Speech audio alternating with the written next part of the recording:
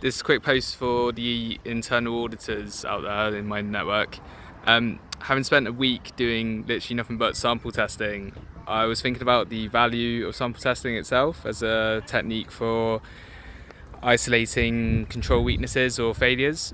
To me, the breadth of the control lies within the process itself, and the design of that process and the sample testing reveals the end result of that process. So we might pick up areas of failure, but it's more important to trace back through the process to find the root cause of that failure, not just conclude on, we found 2 out of 25 had an issue. Well, that's okay, but what does it really tell us? Like, to me, if I'd rather delve more deeply into the process itself and place more reliance on my analysis of the process than of the sample testing, or of the test sample I tested rather.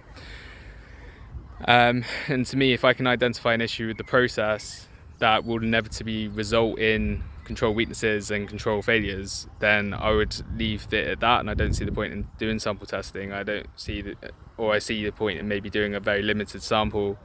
But it's perhaps a new attitude. I think it's gaining more traction, and it's part of maybe the new sort of ways of thinking in internal audit. But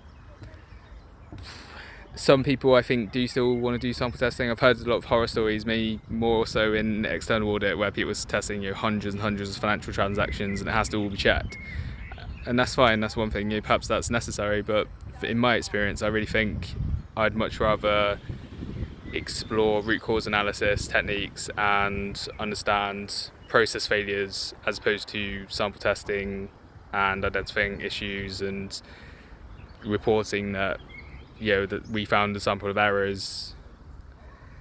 It's horses for courses, and it can be appropriate in some circumstances, but I think there's a good movement going forward of looking at how we can change, how we can improve the way we do things, and I think that's something I'm interested in being a part of, and that's something I'm trying to work into my own way of working. But obviously I've got so many people out here on my LinkedIn that do work in a profession, probably know a lot more than I do, have a great deal more experience, so I just thought it's an interesting question to ask.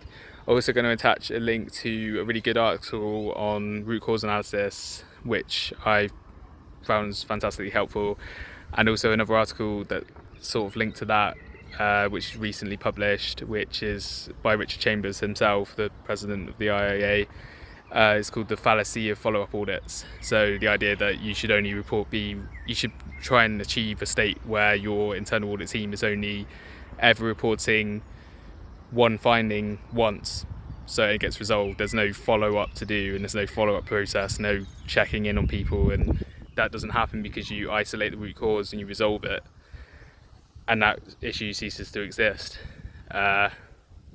So it's just an area of thinking, but as always, interested in your thoughts, and have a good weekend. Thanks for watching.